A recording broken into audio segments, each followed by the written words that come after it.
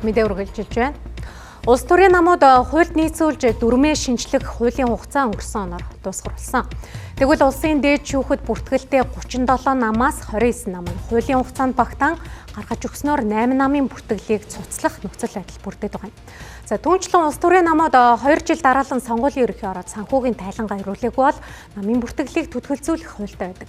Гэтэл өнгөрсөн онд 9 нам санхүүгийн тайлангаа гаргаагүй байна. За хэрвээ дээрх намууд энэ жил мөн тайлангаа өгөхгүй бол улсын дээд шүүхээс намын бүртгэлүүдийг нь түтгэлзүүлэх юм.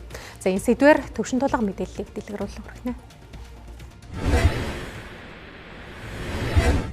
За улсын хурлаас улс төрийн намын тухай хуулийг шинжилэн найруулж баталсан байдаг. За энэ хүрээнд улс төрийн намууд хэн нэгний халаасны нам биш, сонгуул болохоор л идэвхждэг биш, бодлогын нам болж төлөвшөх ёстой гэдэг зарчмын том шинжилтүүд орсон байдаг.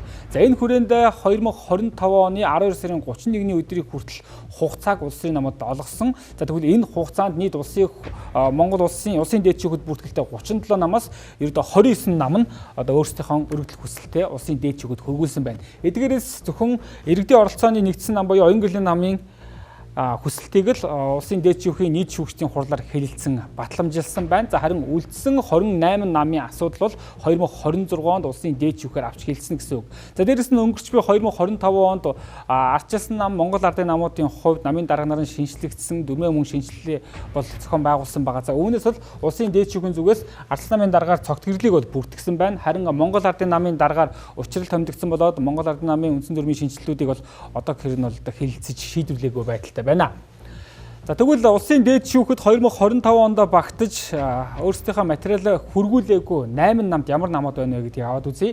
За үүнд бол 2000 онд байгуулагдсан Монголын либерал нам багтаж байна. За түүний тус намын даргаар бол оргил гэсэн хүн бүртгэлтэй байна.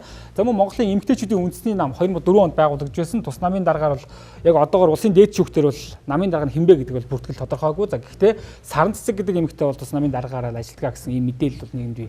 За дээрэс нь 2005 онд байгуулагдж байсан ард түмний нам. За тус намын хувьд бол одоо намын дарга нь хинбэ гэдэг нь бол тодорхойгүй. Гэхдээ тус намын хувьд одоо ард түмний хүч намын дарга гүн далайгийн одоо хамаарал бүхий компани буюу одоо Батсараа компани байран дээр бол бүртгэлтэй байгаа. Тэгэхээр ямар тач гүн далайгийн хувьд өөрийнхөө нэр дээр бол 2 намтай гэж бол ойлгож болохоор байна. Тэгэхээр тус намын хувьд мөн одоо улс төрийн намын тухай хуульд нийцүүлж дүрмээ шинжлэх асуудал бол хийгдээгүй өгөөгүй гэсэн үг.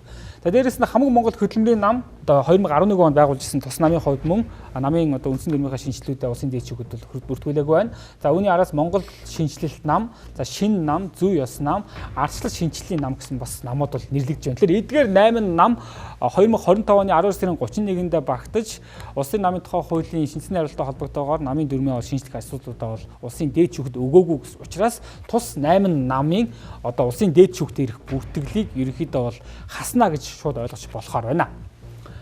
За үүний араас үргэлжлүүлээд улс төрийн намын тухай хуулийн дагуу улс төрийн намууд санхүүгийн тайлангаа бас гаргаж өгөх ёстой.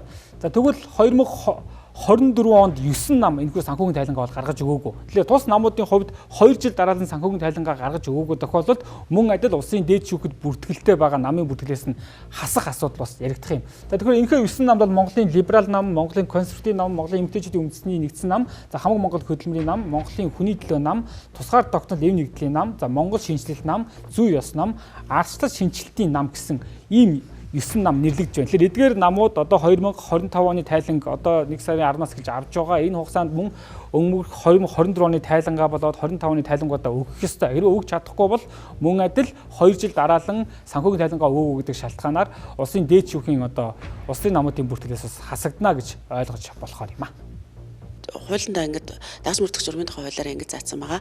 12 сарын 31-ээс өмнө улсын дээд шүүхэд хөргүүлнэ гэж заасан байгаа. Тэгэхээр улсын дээд шүүхэд одоо миний мэдж байгаагаар 12 сарын эхний байдлаар бол нэг 20 нам улсын дээд шүүхэд хөргүүлсэн байгаа гэсэн мэдээллийг авсан.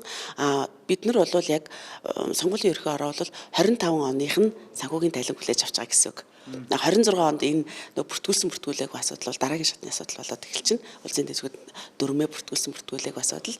Одоо бид нар бол хэрэгжүүлэх үйл ажиллагаа маань 25 оны санхүүгийн тайлан гэсэн үг. За санхүүгийн тайлантай холбоотой нэг зохицуулт байдаг нь намайг идэвхгүй тооцох тухай зохицуулт байдаг. За энэ нь 2 жил дараалан санхүүгийн тайлангаа ирүүлээгүй бол тухайн намыг идэвхгүй тооцох зохисуулт байдаг. За энэ нь бол одоо шинэ 24 онд бол 9 нам санхүүгийн тайлангаа ирүүлээгүй байгаа. 25 онд энэ маань хэд болж одоо нөгөө ирүүлээгүй намууд маань ирүүлж алдаагаа зассан тохиолдол байхыг үгүйсэхгүй. Тэгэхээр бид нар бол бас энэ талаар одоо ирүүлээгүй хуулийн хугацаа болоогүй байгаа учраас бид нараас тодорхой одоо мэдээлэл өгөх арай боломжгүй байгаа гэсэн.